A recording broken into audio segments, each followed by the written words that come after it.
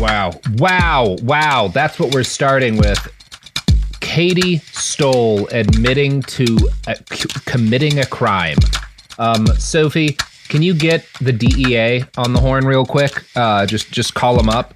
We gotta report this. No, it's illegal Robert, behavior. They're on your speed dial, not on mine. I love Robert reporting me to the DEA. Yeah. I'll show him your book on my bookshelf about drugs. Hey. Whoa, you can't prove shit. Just because it has my name in it, that doesn't mean anything. Books are lies all the time. Signed, Love Robert as the front page. Yeah. That doesn't prove shit. Katy, amazing. What have you heard about Bikram Choudhury? Not that much, Robert. Just really? Okay. I actually haven't. So I'm coming in fresh. So there was a billboard in Los Angeles on Olympic and Barrington for Bikram Yoga my entire life. Yeah. I feel like not anymore. I definitely have seen Bikram. I do have some sort of vague association with negative association with the person. I don't think it's because I'm here on Behind the Bastards and I understand the what happens here on this show. But I haven't got any information on him. Yeah, okay. Well, this is great. This is great. You're coming in cold. He used to be, as Sophie mentioned, there were billboards for this guy, an entire style, one of the most famous and prominent types of yoga, literally in the American conception of yoga, literally bore his name for decades. And he is a fucking monster. Very bad dude. And obviously I started this, I had initially been planning to kind of do a two-parter on Bikram. Honestly, I felt like in order to do that, we would have just been repeating very similar stories about abuse in a way that was not productive. And then I found out about, Pierre Bernard and was like, oh, I think this is actually a really useful way to lead into the story of Bikram because there's a lot of continuity between the two guys. And obviously they are not the only kind of yoga cult leader abusive types. In fact, there was one of Bikram's students is currently his yoga, cult that he created in New York City is falling apart under allegations of horrible abuse. So that's part of why I wanted to do it this way is there's a chain of these kind of guys taking advantage of the sort of trappings of yoga and Hindu and Buddhist mysticism in order to abuse people. And that's bad. We talk about people doing that with Christianity all the time. It's worth talking about that when people do it using other, things. So from the very beginning of the physical asana component of Hatha Yoga, there was an element of exhibitionism to it, right? We talked about this a little bit in the last episode. This is the yogis laying on beds of nails. That's a prominent example of this. As yoga in India became more centered around physical movements and the early proscriptions against Hatha faded, exhibitionist elements of it became more common. A good example of this would be Reba Rakshit, an Indian bodybuilder and yoga advocate who studied under a teacher named Vishnu Ghosh, who we will talk about more in a little bit. Reba immigrated to Calcutta after the partition of India and with the withdrawal of the English menace, and by the early 1950s, she was winning titles in bodybuilding.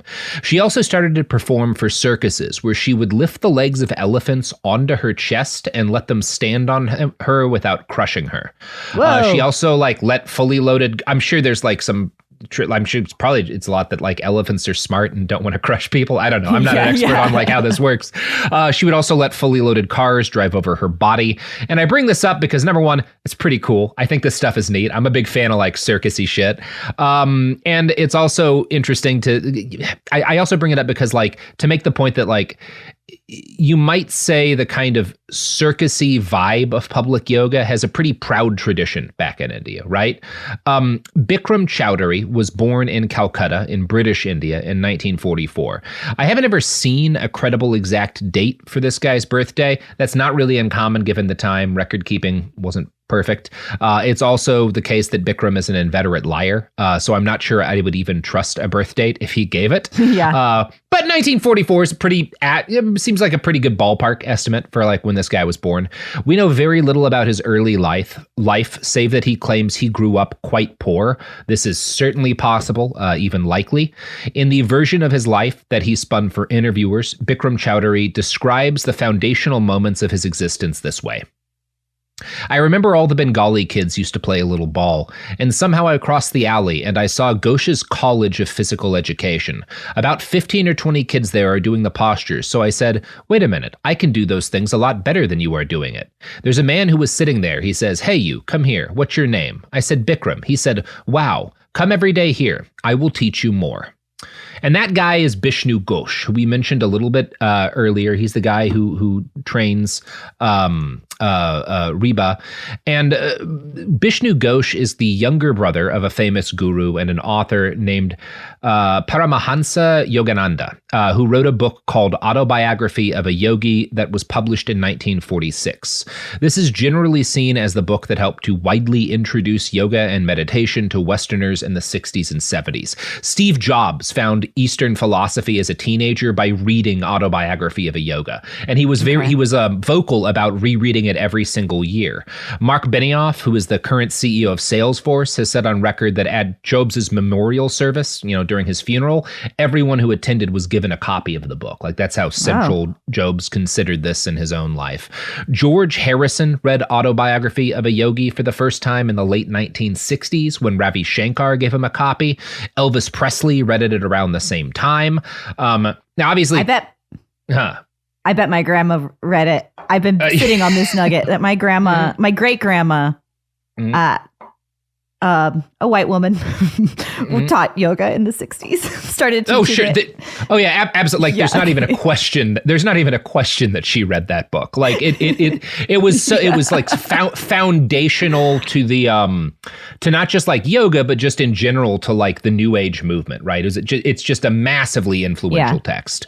And as you might expect, among religious scholars, among like historians who study yoga, among people who are like experts in like the actual study of the religious traditions that kind of Autobiography of a Yogi is talking about, there are very mixed opinions about this book. There are some criticisms that it's basically pure mysticism filled with stories of miracles and other things, seen as impossible.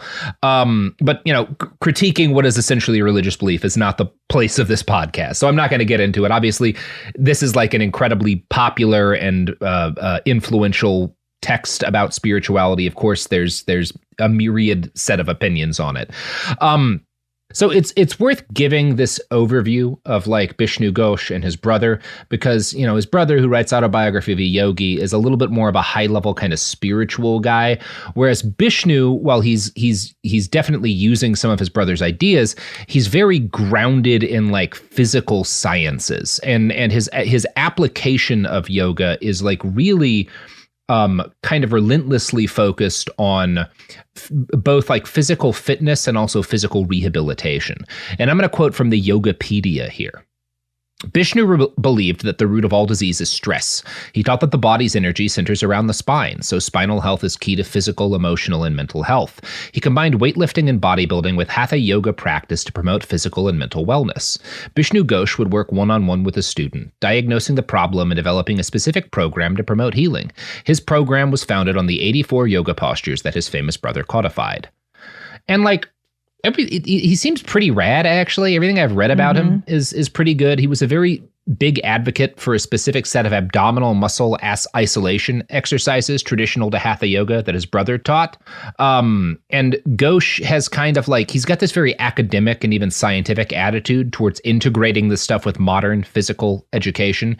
He trained at the University of Calcutta, and he mixed these kind of ancient teachings about diet and lifestyle with modern bodybuilding techniques from the West. And in fact, as much of an influence as his brother's book was, Ghosh was also influenced by the book Muscle Control by a German bodybuilder named Max Sick. And I don't know, like it's one of those things, when I read about it, it makes sense to me just in terms of like what's worked for me. A major focus of like my own exercise is just like lower back shit because I just kind of noticed as a kid that all of my older male relatives, like the thing that aged and like them the most and caused them the most problems and misery in their life was like fucking lower back pain.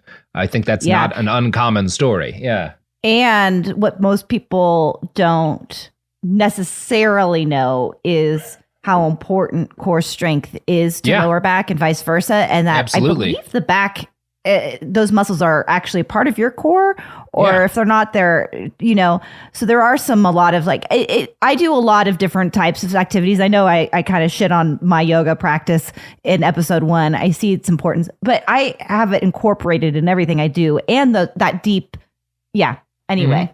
Yeah, no, I mean, it makes total sense to me. The idea that like you would kind of look at what makes people get old and be like, oh, well, the back is the key to all this makes total sense to me. Because like that's what's going to fuck up your mobility more than almost anything else.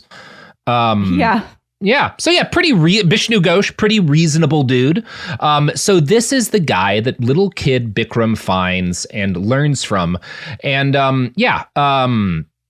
it was Ghosh who kind of first put together this list of 28 asanas and 2 breathing techniques that Bikram would later take to the West. But for a time, he was Bikram's teacher. And according to Bikram Chowdhury, Bikram was an excellent student.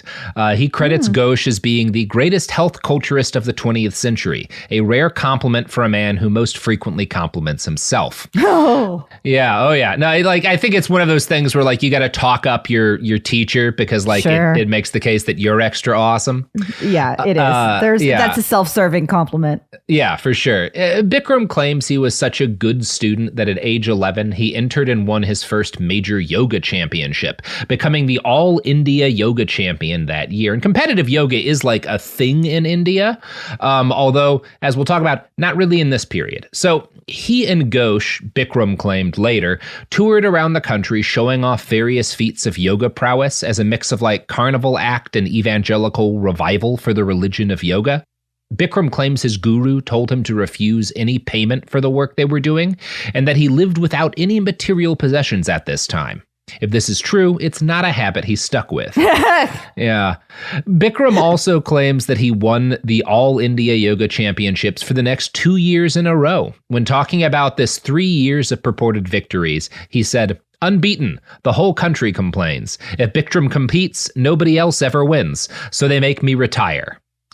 Now, this is definitely a lie. Like the claim that he was just so good that he was like forced to quit by, the yoga powers that be in India.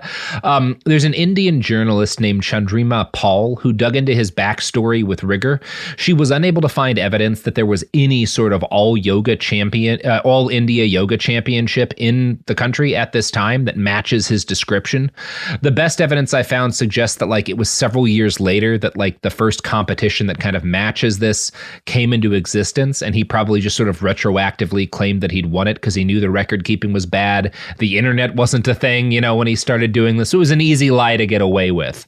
In other versions of the story he would later tell, he would claim that he was asked by the head judge of the competition, yoga luminary BKS Iyengar, to retire from competing in order to give other contestants a chance.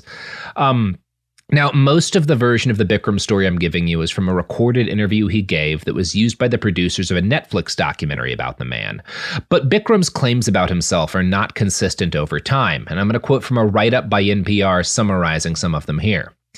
In some accounts, he started training at 3, sometimes at 6. Other times, he won the championship at 11, 12, or 13. And his famous yoga sequence, the very core of Bikram Yoga, was actually not so much developed or designed by Bikram, but largely exerted with only the slightest of changes from a longer series of 91 postures that have been firmly in the public domain for the last 100 years.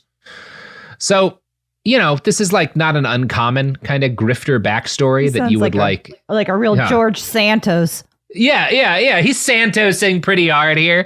The most common Bikram story after this point says that he became next a professional bodybuilder.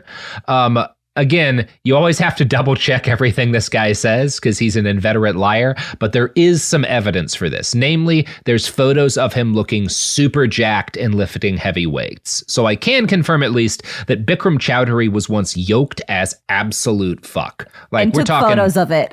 Yeah. Definitely was swole at one point. Yeah. It's like Alex Jones, where it's like, well, he was in fact shredded for a period of time.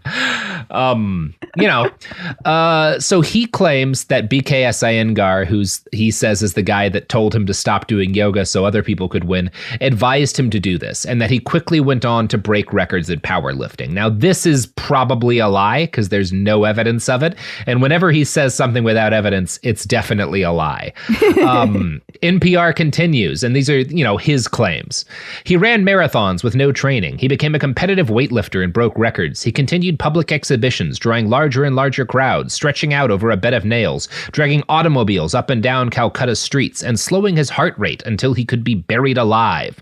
Around this time, and this is like, he's not the only guy doing this kind of stuff. These are like common sort of like, I don't know, tricks seems like a little bit reductive, but you get what I'm saying. Like, these are common like at performances that people are doing in the country around this time. He's not the only guy doing this sort of stuff. I'm going to continue that NPR quote. Around this time, Bikram learned he didn't need to sleep. From here, things get weird. At age 17, during a routine training session, Bikram slipped and dropped a 380-pound weight on his knee, crushing his patella like a seashell. Doctors who were rushed to the side of the young celebrity declared he'd never walk again. Now, like, that's about what I deadlift at this present moment. I don't know how you would drop a weight, because I think in other things that I've read, well, I mean, that's not really that much. I think in other, because I think it was like, he's claimed that he was basically like deadlifting at the time. He may have been doing like an Olympic lift though, but like either way, I don't know how you actually crush your knee with the weight. It's very difficult. It seems hard to drop it on one knee like that. Like, it's easy to injure yourself doing lifts like that, but like, I don't know how you shatter a single knee that way. I'm not saying it's impossible, but I don't know how you do it. The mechanics are eluding me, that's for sure. Yeah, it's a little baffling to try to like work out in your head. He claims that like the doctors, because he was like, he's in his version of events, he was a super famous weightlifter, and so all these doctors run up to the stage when he hurts himself, and they do a scan, and he says his knee is broken into 1,000 pieces, and he gets told by these doctors, he's never even going to be able to walk again, and he's like, no, I won't accept this. I will learn to walk again. And so he claims that, like, is in kind of this journey to prove them wrong, he heals himself by discovering this mix of asanas and breathing techniques that are later going to become what's known as Bikram Yoga, or, in some cases, hot yoga, right? That he invents it in order to heal his shattered knee, in almost this like supernatural fashion. And like, I'm not going to say, like, if you've got bad knees, I think there's different things in yoga that can be helpful with that. I don't think doing hot yoga is going to heal your knee if it's shattered into 1,000 pieces. I question that. No, honestly, hot yoga gives you a risk of injuring those muscles because you're so warm that you don't know when you've gone too far. Yeah. Anywho. Yeah, and there's a bunch of risks of overtraining with it. Yeah. But he says that in 6 months of doing this yoga, his leg is all better. But he's sadly is no longer jacked because he had to give up weightlifting. So that's tragic. We hate to see it. So Ghosh told him to travel to Mumbai next and open a shop and teach this marvelous new healing sequence to all comers.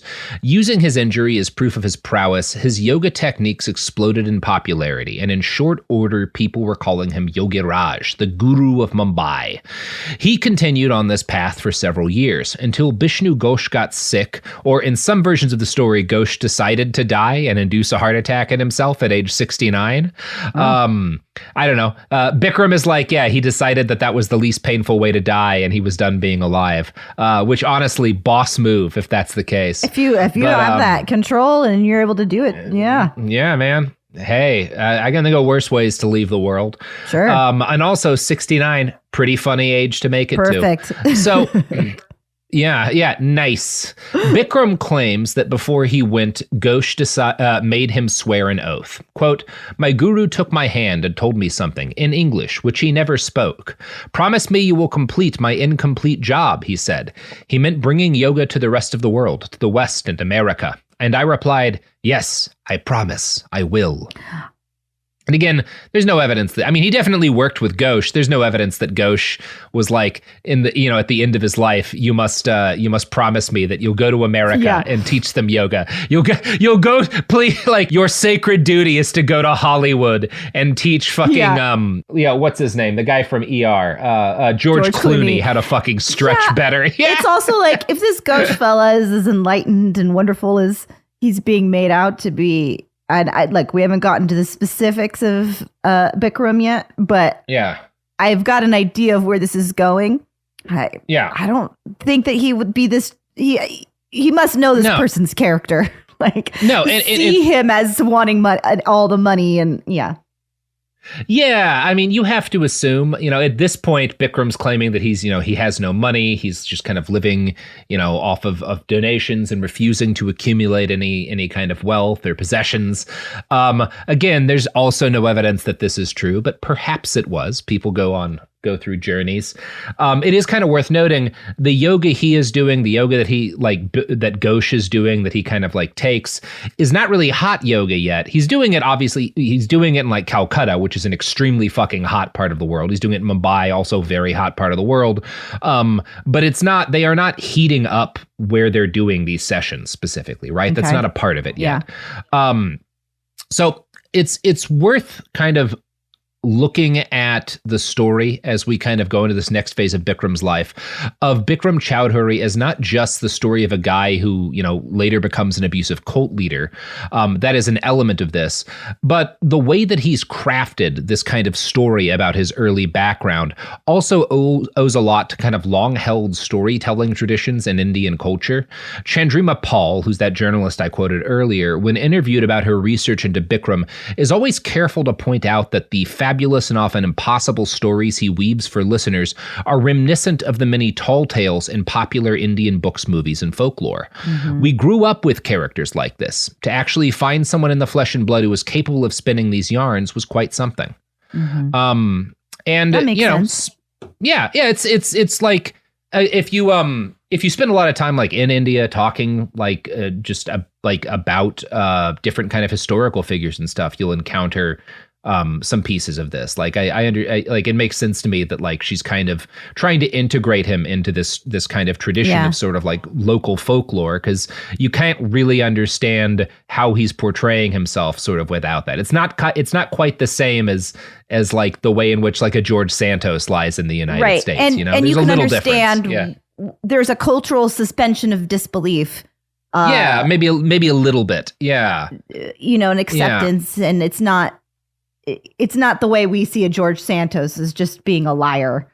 Yeah, he's also not going to do most of this lying over there. So I think it might be more. I think what Sandrima is saying is more that he probably gets to some extent. I see. He's probably kind of inspired in how he's framing himself by the way these stories of these other kind of folkloric figures are told. Yeah, which makes sense. You know what else makes sense, Katie? Using podcasts to sell stuff. Using podcasts to sell. Who better to tell you what to spend your money on than two people whose primary job is sitting in front of a microphone and talking about shitty people? Where else can you learn what products and services are going to finally make you happy? Absolutely. This is probably the only place that you can possibly be advertised to, I think, these days. Oh, absolutely. Yeah, it's very hard to find, people whose life experience is largely limited to the entertainment industry, who can tell you, here's what you can spend your money on to finally be happy. This is it, folks. But trust me, you can trust us. Yeah, you can trust us. We have your best interests at heart. That's all Katy and I talk about, in private is your best interests.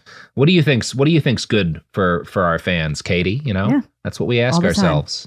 Anyway, spend some fucking money, you sheep.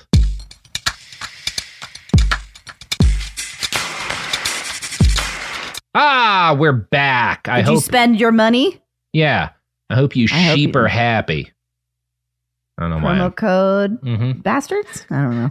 Yeah, Katy, I've heard this new technique that I'm using with the fans. It's called negging. Have you heard of negging. this? Have you seen this? Have you heard about this? It works great. I have heard about it. Yes, it does work very well, unfortunately. Yeah, I'm big into it these days. It's great. It really does work so well. Groundbreaking. Yeah. No, it's good. I'm trying it everywhere now. The other day I was at the gas station and, in Oregon, you're not allowed to fill your own gas up because that's considered dangerous and sketchy for reasons that are impossible to explain.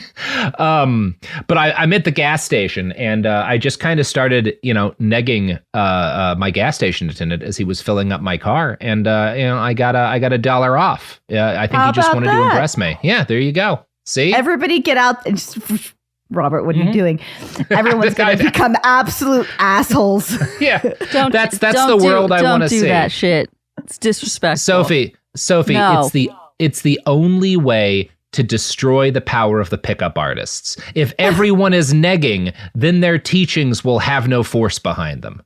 Be nice to the gas station workers.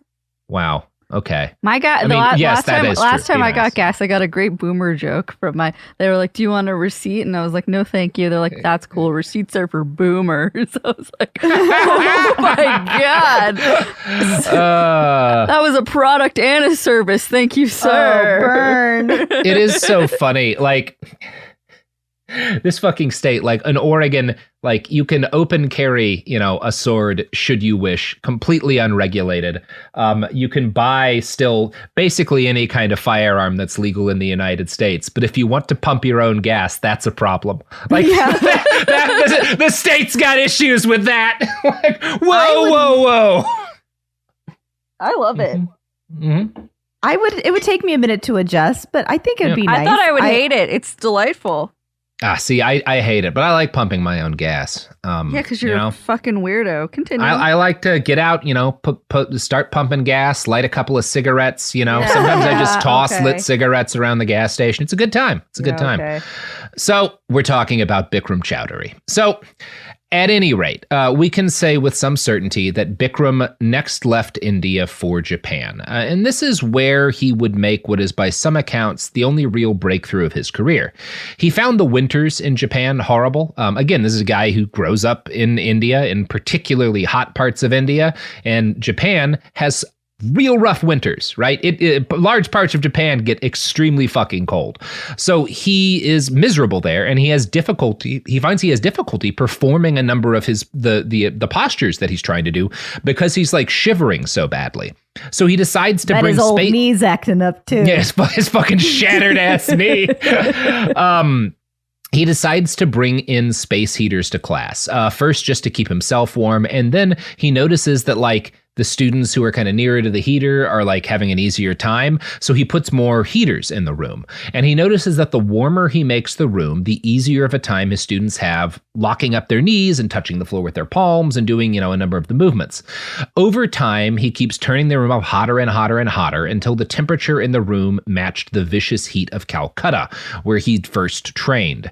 And he seems to have started at around like 95 degrees, but eventually settled on 105, although sometimes he'd crank things up to like 110. Now, there is an extent to which heat, you can like you put a heating pad on like if you've got like a stiff knee or something, and you'll notice that it like makes it easier to move. Heat can benefit movement and make it easier for people with conditions like arthritis to move.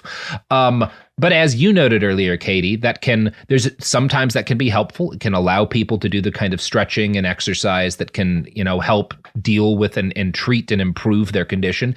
But also, it makes it easier to overtrain, right? Like because like maybe you'll go a little like too harder than you ought to, than you would if you like, yeah. Yeah, absolutely. The yoga that I have perhaps the most, well, not the most. I've done some heated yoga And there are absolutely some benefits to it. Oh yeah, But you get a also hell of a workout. Yeah. hell of a workout. It made me incredibly nauseous though. Oh yeah. Multiple times. And you're like so far away from the door and there's all these people dealing with their own issues in the heat. Yeah. And you're like, how do I get out of here before I throw up over everyone?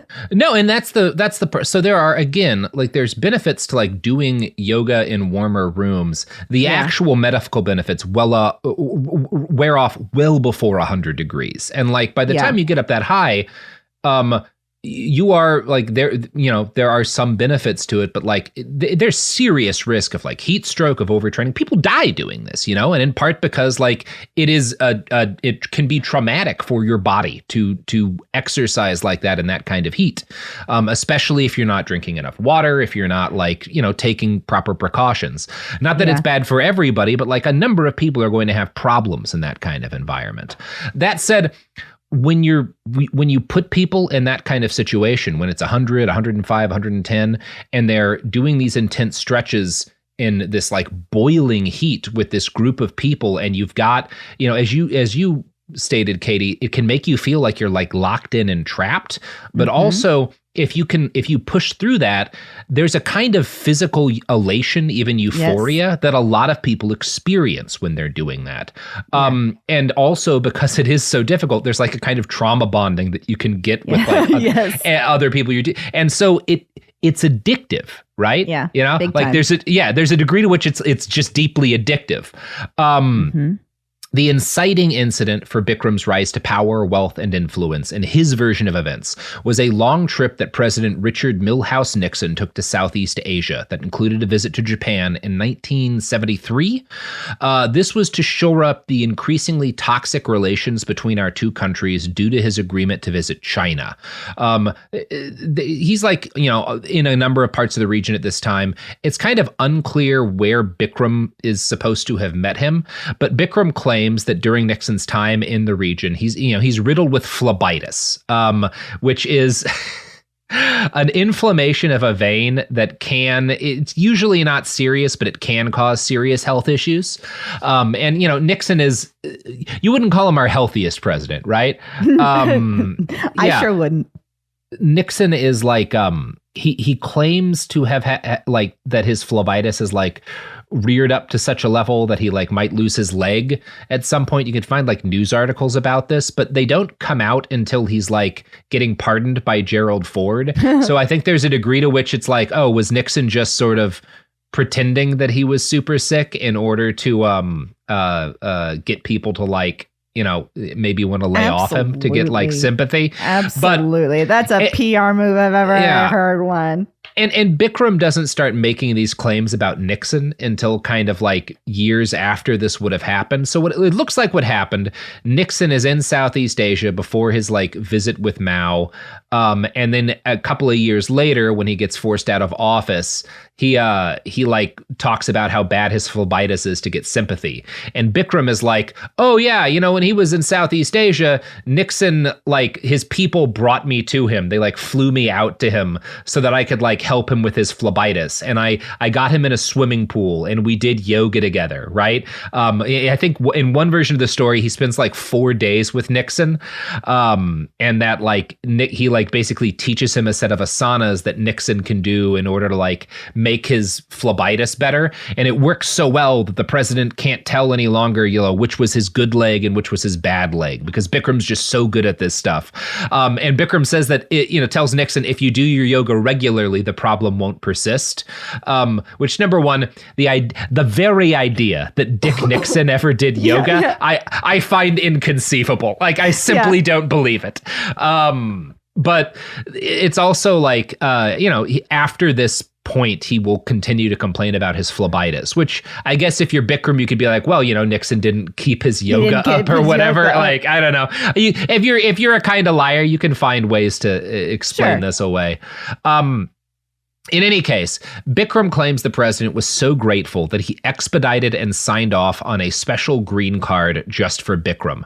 In some versions of the story, he greets Bikram on the runway when the yogi flies into the United States to start his first school.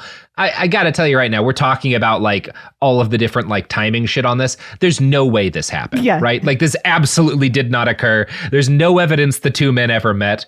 Researchers have talked to the Nixon library and were like, hey, this very prominent yoga guy is claiming that Nixon got him a green card and he cured Nixon's phlebitis with yoga. Is there any evidence that the two even talked to each other? And the Nixon library folks went through their records looking for any evidence that the two men ever met or corresponded, and there's absolutely nothing. Now, you feel like there would be something. You feel because look, Nixon covered up a lot of shit about his presidency, but I don't feel like he would have fought to cover this up. This couldn't be a priority for Dick to hide. No. Yeah, and it's fascinating because I would watch a movie about this relationship, though. I would. Yeah, I would. A little buddy comedy, Dick Nixon and his yoga guru hanging out in whatever Indonesia or something. Yeah. Get Nick Cage. Yeah, I don't know. I don't know why Nick Cage. Yeah, but no, Nick Cage. Oh, Nick Cage as Nixon. I feel like we do deserve that. I think that's the level, because we don't want to do any reverence to Nixon. No. I think let Nick Cage do his thing to Nixon. Nick Cage just doing drunk Nixon, learning how to do yoga. That's perfect. All right, that's maybe perfect. That would be casting. Okay, yeah. Continue. Again, Hulu, hit us up. We've got this shit. So Bikram, he does make it to the United States. He does get a green card. There's no evidence that fucking Nixon signed it. And Bikram launched his Yoga College of India at a small North Beach studio in San Francisco in 1972, which again doesn't seem to time out with when Nixon was in Southeast Asia, but whatever. But it does time out with my great grandma. It does time out with your great grandma. I've also, again, there's always multiple shit. I found some articles that say Bikram's first studio was in Beverly Hills. I think it was in San Francisco, but it's a little unclear. Either way, you get the idea. Pretty sure she was still in San Francisco at that point. Yeah. There's a good chance she was aware of this guy. So his yoga studio, with its heaters and boiling temperatures and intense series of stretches and breathing exercises, took the new health-conscious California set by storm. He hits the California New Age community like a fucking bomb. I'm going to quote from The Guardian here. From the mid-1970s onwards, he drew in a celebrity clientele, including Michael Jackson, Jeff Bridges, Shirley Maclaine, Barbra Streisand, and Raquel Welch.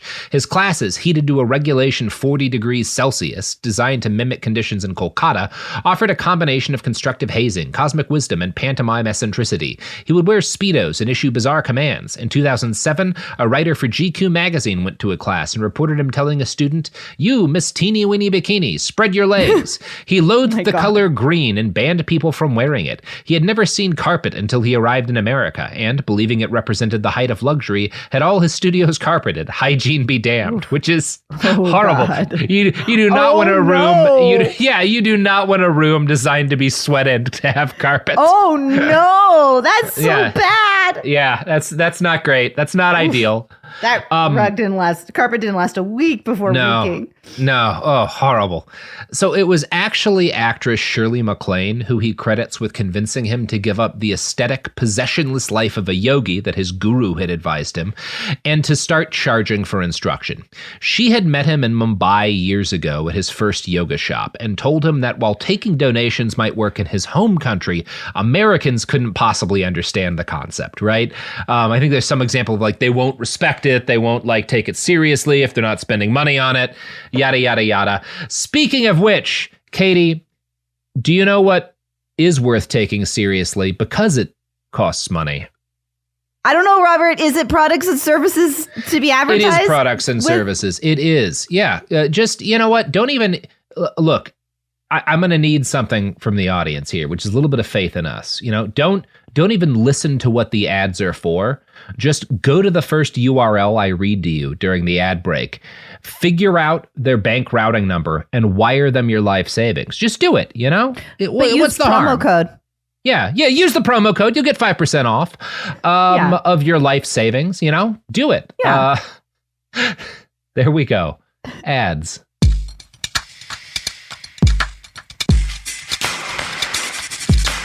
Oh, we're back. We sure are. Yeah, I hope you're all enjoying the possessionless life of a yogi now that you've given your life savings to, I don't know, fucking Blue Apron or whoever. Who sponsors us, Sophie? Is it Blue Apron? HelloFresh. HelloFresh. Yeah, send them the money. They need it. So over the years, Shirley Maclaine kind of tells Bikram that he has to give up, living without possessions and taking, funding his yoga based on donations and start charging people. Over the years, as his actual contact with celebrities expanded, Bikram starts telling lurid lies about other famous people he'd worked with. He took credit for opening the Beatles up to Eastern spirituality, claiming that he had worked with them in 1959 and helped bring them, together. The Beatles did not exist in 1959. So this definitely did not happen.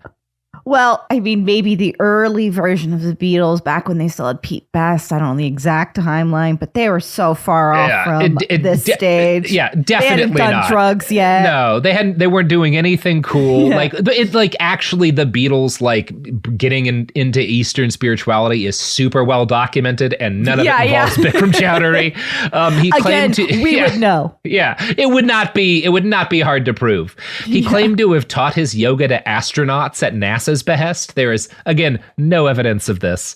In reality, where he did have a lot of famous people are doing Bikram Yoga. You can find clips of, fucking George Clooney and shit talking about doing Bikram in various late night shows and shit. But while he, winds up, a lot of famous people do his yoga, his first follower in the United States is a regular dude named Tony Sanchez. Tony started taking Bikram's yoga in 1976 while he was still in high school. NPR writes, after his first class, Sanchez approached Chowdhury to thank him and asked what his philosophy of life was. He said, be good to others, so others will be good to you. Chowdhury was already heating his studio, but only to 85 or 90 degrees. Sanchez started coming in every day, then began working the front desk part-time. He felt that yoga was sacred, says Sanchez, a discipline that would actually help people, not only physically, but also mentally, spiritually, and morally. And this is where we get to kind of a thing that's unclear to me, which is was Bikram a con man from the beginning, or was he someone who developed into a con man over time as he got influence over people, as he got exposed to wealth? Did he kind of degenerate? And part of why it's unclear is that from the time he becomes prominent, he's lying about his past, he's lying about all this stuff that happened. And I think that can kind of backwards cloud the story of the guy that he is. When you get one of the things that's interesting about what Tony says is he's it's 85 or 90 degrees, which is a reasonable temperature to do a hot yoga thing in, but he keeps bringing it up to a degree that's a lot less healthy and a lot less reasonable. I think over time he realizes the intense impact that this has on people, that it kind of the unpleasantness makes it more addictive. And I feel there's a degree to which that's something he's absolutely conscious of and purposefully doing. I also think it's possible that he comes in with better motivations at the start, and as he gets famous, he becomes sort of more, number one, having money changes you, and number two, having that degree of influence over people, people following you, treating you as a guru. That's not good good you. It doesn't make you a better person. Absolutely. Generally. And we can all blame Shirley Maclaine for this, I guess. Yes. She's history's greatest monster. What was his teacher's name? Ghosh? Yeah, Guru Ghosh. You specifically said that he specifically said we cannot accept money for these teachings. Yeah. And I don't know, maybe I've just seen this movie too many, not this specific movie, but the story of the person that, the younger person that says, but it can be this way or whatever.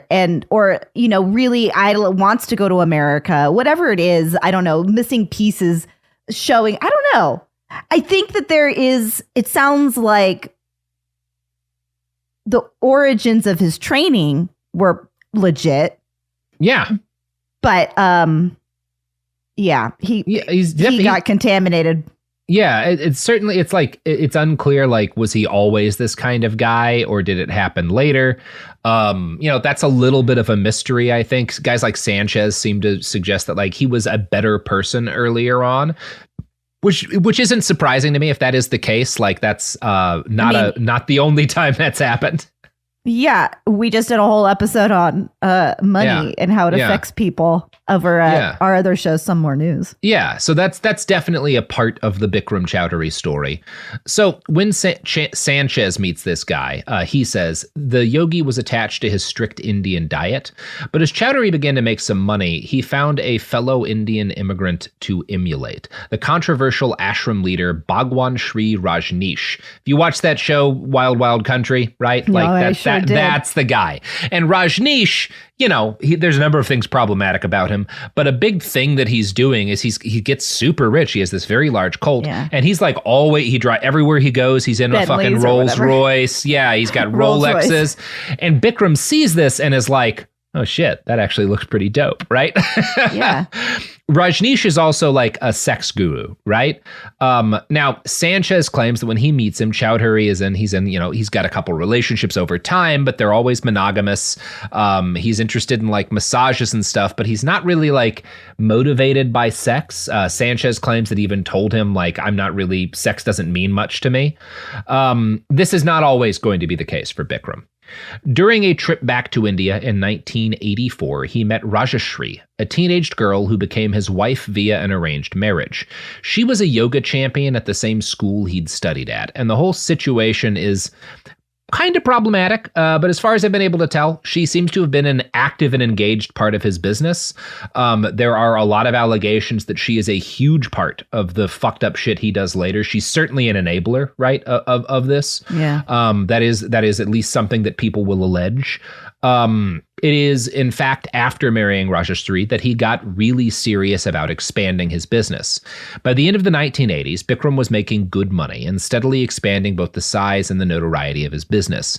As the money rolled in, Bikram equipped himself with the trappings of wealth, a Rolex watch and a fleet of Bentleys. He would try to claim that this didn't mean that he was, as rich as he was by telling interviewers like, oh, these Bentleys were like wrecks and I restored them all, and my main job is helping restore people to health, but in my spare time I fix Bentleys. Again, zero evidence of this. Yeah, it's really hard to square this spiritual kind of a thing with wanting Bentleys.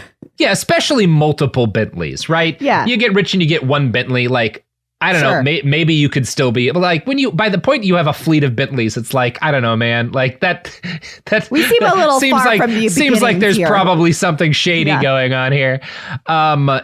So it is around this time that the first signs of what we might call cult shit from Bikram become apparent.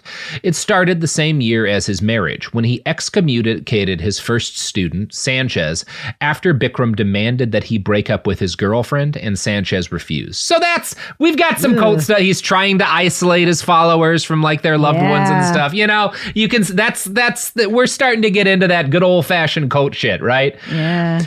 By the early 1990s, Bikram had expanded to Tokyo and San Francisco. He started holding teacher training classes, each 3 months long, and he would accept just 25 trainees per year, although eventually he increases that substantially. People paid somewhere around $10,000 for the privilege of learning from Bikram for several weeks. Classes were intense, including hours of stretches every day in blazing heat, long diatribes from Bikram that had to be listened to in full, and late nights of Bollywood movies in Bikram's hotel room. He still claimed that he didn't really need to sleep, so nobody else should either. Bikram was extremely discriminating about who he allowed to open schools and who he allowed to use the Bikram name. He was also proactive about policing what he saw as his brand. In 1985, Raquel Welch published a book that he claimed was a copy of his different yoga teachings. He settled with her for enough money to buy a house in Beverly Hills. And look, maybe Raquel Welch was stealing some ideas from Bikram. I certainly it seems like there was enough there that he was able to force a settlement on the issue. In 2002, Sure. he's like, I'm not invested in Raquel Welch's intellectual honesty, Yeah. so like it's whatever. Yeah. But also it's like, you're scummy too. Like, Yeah. Yeah, it's what. He settles for her. He gets a house in Beverly Hills. He says some like wild shit about her, like that, like she's in terrible shape and like has horrible muscles. And it's like, man, she is Raquel Welch in the 1980s. Okay. Like we like She is nobody's Raquel gonna buy. fucking Welch. Yeah, Shut nobody's your buying trap. that, Bikram. Yeah. In 2002, like, we have eyes, man. yeah, we can go watch a series of 1980s movies. In 2002, he started registering trademarks and applied for a copyright for his yoga, which you'll remember was based on a series of asanas and breathing patterns that were generations old and had first been organized in the structure that Bikram used by his master, Vishnu Ghosh, who'd made no attempt to like copyright them or limit who could use them, right? Yeah. I very much do remember that. Yeah, it's super fucked up. He starts this process of trying to be like, I own this kind of yoga and you can't do it without paying me in 2002. That eventually led to a long series of lawsuits, which get settled in 2012 when the U.S. Copyright Office and a federal judge say, like, no, you can't do this. You can't copyright yoga. Like, it's which is fine. Like, That's a good call. Yeah, it seems like the right choice. This is yeah. It would be like if you developed like a mix of like squats and like weightlifting, and we're like, I own this. It's like, no, man, like people, you can't copyright how people use their bodies. Yeah. Yeah, you can copyright, I don't know, having Richard Simmons do it, but you can't copyright the movements themselves. So it is unclear when precisely Bikram started to sexually harass and abuse students, but we do know that this was a fairly regular occurrence by the early 2000s when Sarah Bond took her first class, her first Bikram class in Washington State.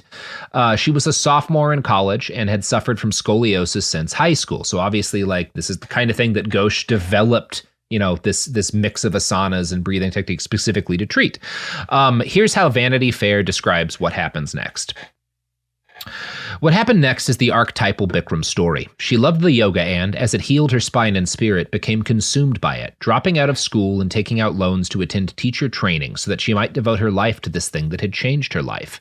She was pretty and enthusiastic. The first week, with Chowdhury presiding, every trainee introduced herself or himself. When it was Bond's turn, she said, "This yoga saved me. Now I'm happy. I don't get sick. I don't get pain." As Bond recalls in an interview, "I looked up to Bikram and said, 'Bikram, I love you more than chocolate.' And everybody laughed, and he laughed." The third night, as students were demonstrating postures, she says, she found Chowdhury staring at her, then watched as he dispatched a young woman brushing his hair to bring Bond his diamond-spangled Rolex. She returned it after class. She was flattered by the guru's attention. I had a very deep backbend. I thought he probably just noticed my spine, but also found it uncomfortable. After class, he kept her behind. She says he told her they knew each other from a past life and kissed her on the cheek. On the fifth day of training, according to the lawsuit filed this past March by Bond, Chowdhury called her into his office and said, "Should we make this a relationship? I have never felt like this about anyone." Shocked, she protested, made her way out of the office, and broke into tears, she says. After telling her boyfriend what had happened, she approached Greg Villani, who ran teacher training, and, according to Bond's legal complaint, revealed Chowdhury's overture to him as well. In an interview, Bond told me that Villani said she should separate the man from the teacher and not tell Chowdhury's wife what had happened. So, that's... you know, that's gross. There's a lot of that too. Like, and part of it is that, you know, some of these other teachers all had like some of the like different kind of physical problems that were helped by, you know, this yoga they're doing. And then like Bond, they kind of turn it into their life because they get, you know, they feel both the sense of gratitude to it and maybe even kind of an addiction. And it also becomes the way that they make money. And so over and over, you hear this idea that like a woman will come in with a complaint and like everyone will be aware that Bikram is a creep, but they'll kind of be like, just don't be alone with him. We'll all stay in the room when you guys are together. We'll make sure that you're never alone or whatever. And they always fall short of that. There's kind of maybe some suspicions you get reading it that sometimes they know that they're abandoning her, right? Like it's unclear. I mean, it is a unfortunately very classic story of a man in power using abusing that position and people enabling it. There's a myth, there's a magic to him, even though it is more modern. We're not talking about the last episode where, turn of the century, 1900, but like it, and that still exists. It's a little bit better now, but not much. Yeah, not much at all. And like, you know what, honestly, like as much of this is based in like yoga and mysticism, the abuser, one of the abusers that most reminds me of Bikram is fucking Weinstein. Yeah, absolutely. Like he's this big industry figure. They are all working for him. Their careers rely on his approval. And that's the center of the abuse that he's able to do. And a big part of the abuse he's able to do is a lot of people around him. They're not all entirely aware, but like they know enough and they just kind of like avoid letting it be their problem, Also, which means throwing a colleague under the bus, Yeah. And as we've established with this copyright thing, I'm trying to, he has successfully positioned himself at the center of a practice that actually is very helpful for people. Yeah. That actually can be life-changing. Yeah. But that's not him. He's not. No, he's taking the teachings of, his guru, who was a much better, like, actual expert on physical health.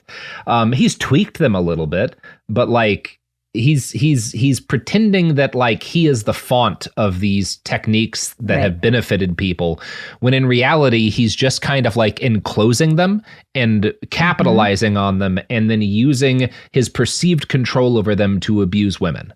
Cool guy. So the entire world of teaching this popular brand of yoga is basically closed to you without Bikram's approval. And as someone whose serious spinal problems had been treated to a substantial degree by this yoga, someone who also and had decided to like make this her professional life, Bon more or less took the advice of her colleagues at first, right? Where she's just like, I'm just going to try not to be alone with him. Yeah. I'll try to separate, the teachings from the things about him that are imperfect. Nobody's perfect, right? Like she's doing, this is not an uncommon way to react to this.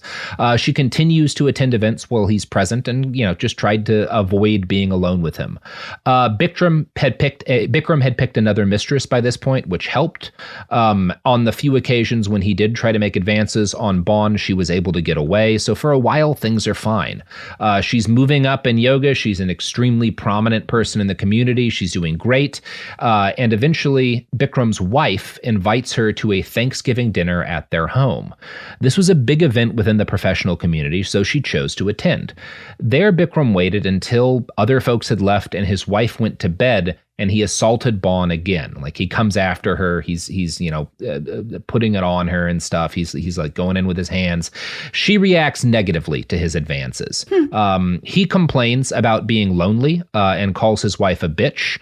And then when Bon still didn't buy it, when she somehow didn't find that endearing, he said, "You will never be a champion without me."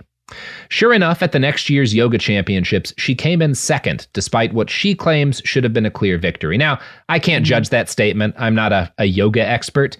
NPR talked to one of the judges.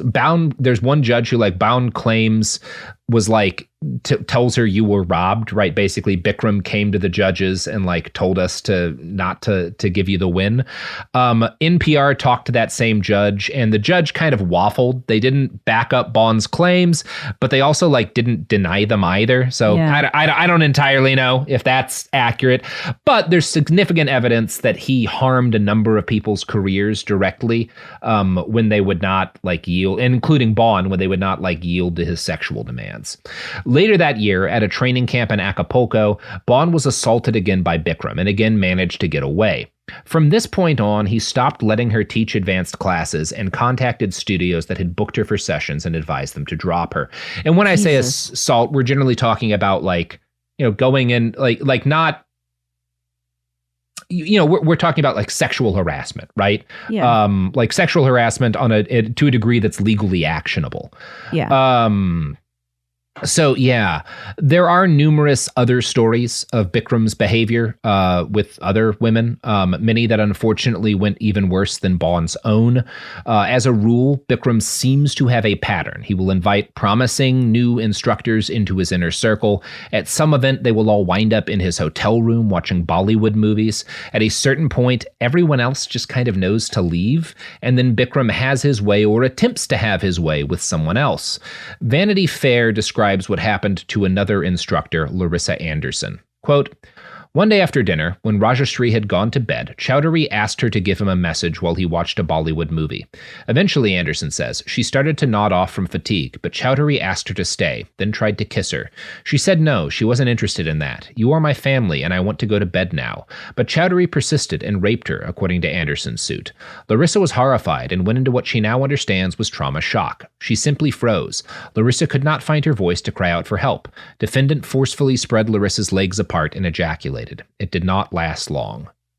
That's a very, disgusting. clinical police way of talking, but that's a sexual assault. That's rape. Like Bond, Anderson was unable to leave the environment, right? She has spent a huge amount of money making a profession out of teaching yoga. This is her job. She can't just bounce, right? It's not like, Right. Not that it's easy when it's someone that you're socially related to with, but her ability to survive is reliant upon being involved in this community. She believed that her life would be effectively over if she lost Bikram's favor entirely, so she tried to continue on, keeping her distance from the man.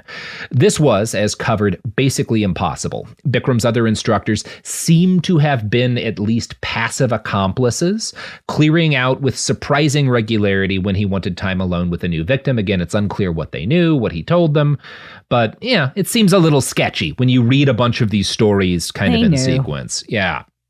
Quote, "The pattern allegedly repeated with Jane Doe 1, who, like Jane Doe 2, filed suit early last May. When Jane Doe 1 assisted at the fall teacher training in 2011, she says, Chowdhury flattered her by saying he had a gift for her, a transmission, because they thought the same. According to the suit, on another night soon after, he told her, I have never met someone who had a mind quite like my guru. You have the divine in you. You have been touched by God.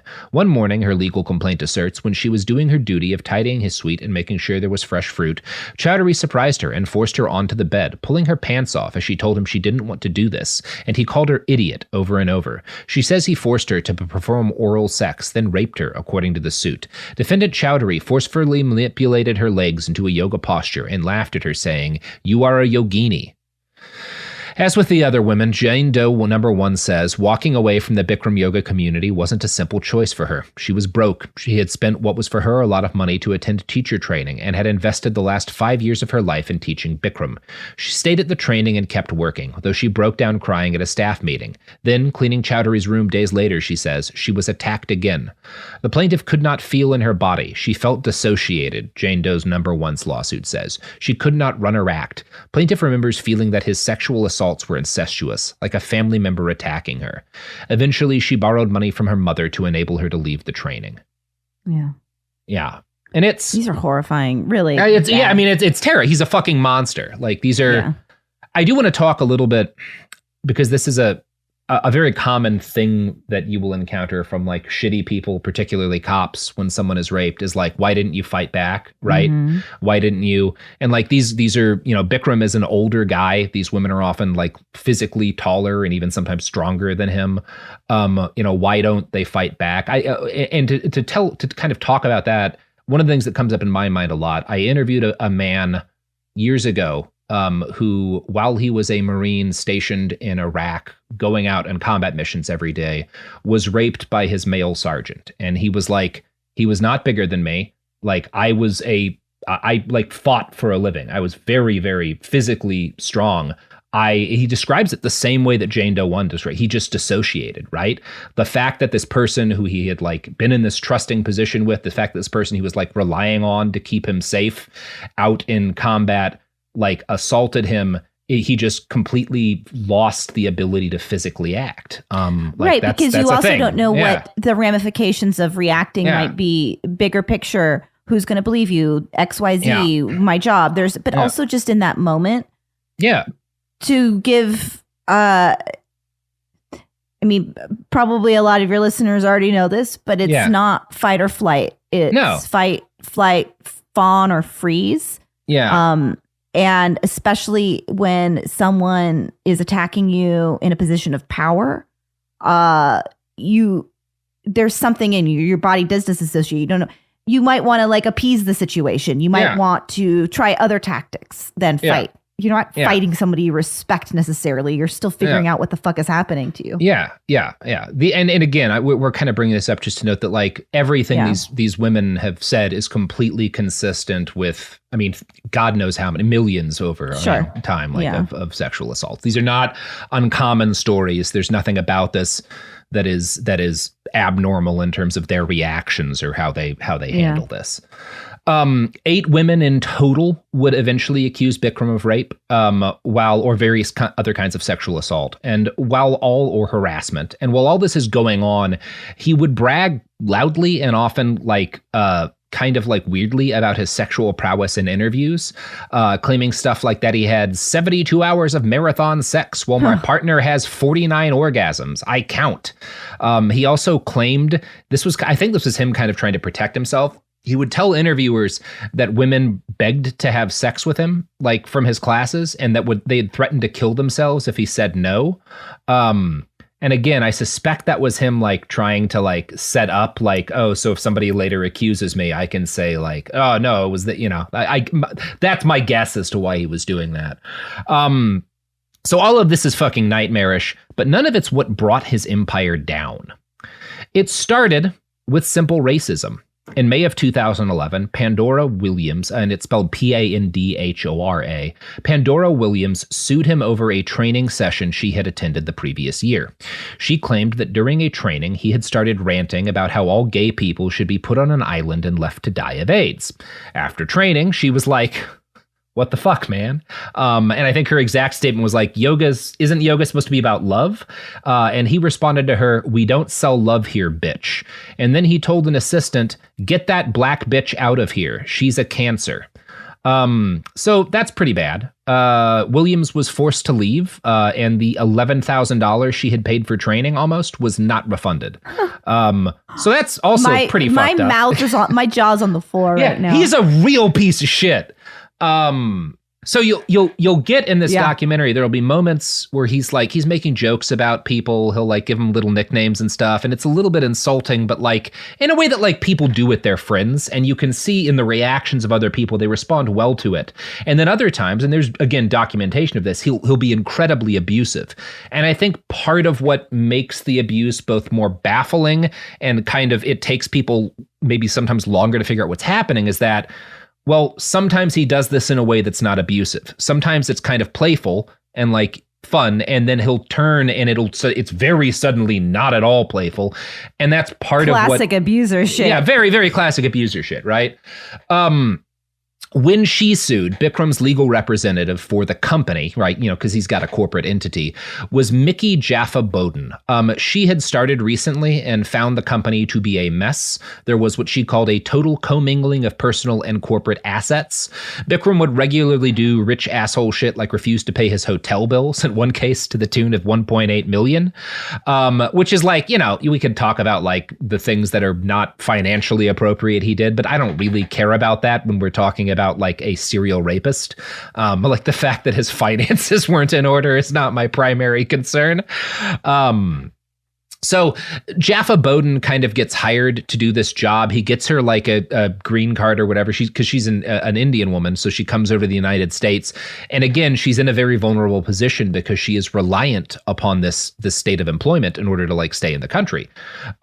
So she finds this kind of mess and she's working on fixing it. And these allegations that woman, Pandora Williams, sues him. And she's kind of, as she's trying to work through the financial problems within the company, kind of shaken by this. And I'm going to quote again from Vanity Fair here. And this is them talking to Jaffa Bowden.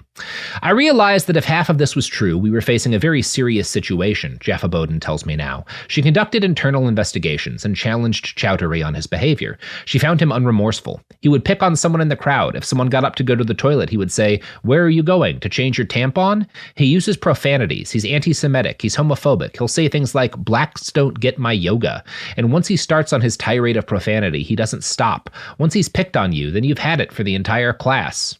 Why did no one stand up to him? There's very little you can do. He's up there on a podium, he's mic'd up, and it's really hot. Many trainees feared losing the thousands of dollars they had already spent on their fees. Their livelihood depends on putting up with it. The problem was that Bikram had set things up in such a way that, without his continued patronage, you can't teach anywhere else. Some of his victims would come back to his training and just try to take precautions. Eventually, Bikram started sexually harassing Jaffa Bowden. She quit, in part because he'd also asked her to shut up other witnesses. And then she got together with one of the lawyers who'd been representing Bikram's other victims.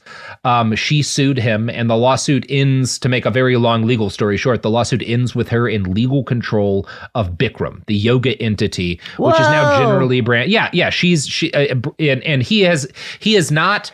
It's not like he's not like in jail or anything. Like, he has not been charged criminally, but he has lost a number of legal cases. He owes a shitload of money to a bunch of different people. So he's still alive. Yeah, he's still alive. He just fled the country. Like, he's violated a number of court orders to be deposed. Basically, in order to avoid being like held legally to account for the things he's doing, he just like bounced. He like left the United States. He spends a lot of his time in India. Wow. He does a lot of training still in Mexico. He is still doing teaching sessions, and young yoga instructors still like pay huge amounts of money for him to teach them. He did like a tour of India after he left the United States. So like, it's one of those things where his reputation is fucked for sure. That blows my mind. And he lost control of Bikram, like the corporate entity. But like, you know, he's not over. He's not like in jail. He's not, all of his money's not gone. You know, he has like a divorce with his wife, but it's so that she can protect their assets and stuff. Like, it's not, I don't know, it's not the worst story we've had in terms of, you know, a bad guy like not getting what they deserve, but it's not the best. So it's not great. That's the Bikram story. Do not love that. I mean, it's not nothing. I like that he doesn't have control of that company. You know, it's not nothing. It's fine, but it does make me think, you know, good. Everyone's like, just in general, the age we live in, and maybe I guess it's just always true. But like, you can't get canceled. You're going to have other opportunities. You'll just go find the people that are like, fuck people that are too PC or whatever. Fuck women. I hate those people. Whatever it is. Like, that's disappointing. But he legally lost that thing. Yeah, I'm not going to say it's the best case scenario, but it is consequences, and that is better than you get in a lot of, it's better than a lot of these stories. And so I don't know. And I was surprised by that. So yeah. Yeah, that's something. Katie, you want to plug any pluggables? Oh boy, I do. I've got a show called Some More News with Cody Johnston. We have a whole YouTube channel with lots of long, funny videos. I mean, I think they're funny, informative, and a podcast called Even More News. And we've also take the audio from the YouTube channel, and it's a podcast. Lots of options. But yeah, that's me. Well, I am also me. I have a book. It's called After the Revolution. You can buy it wherever books are bought. You should also check out other Cool Zone podcasts like Cool People Who Did Cool Stuff, which is the opposite of the show and will do a nice job of making you feel less shitty after hearing stories like this shit. Katie's been a guest. She was wonderful. I have. I love that show. Mm-hmm. It's a great show. Very fun. Not depressing. So check that shit out. It's like a cleanse. Yeah, it's like a cleanse. Just like hot yoga for the soul. Oh, yeah. There you go. There you go. It back.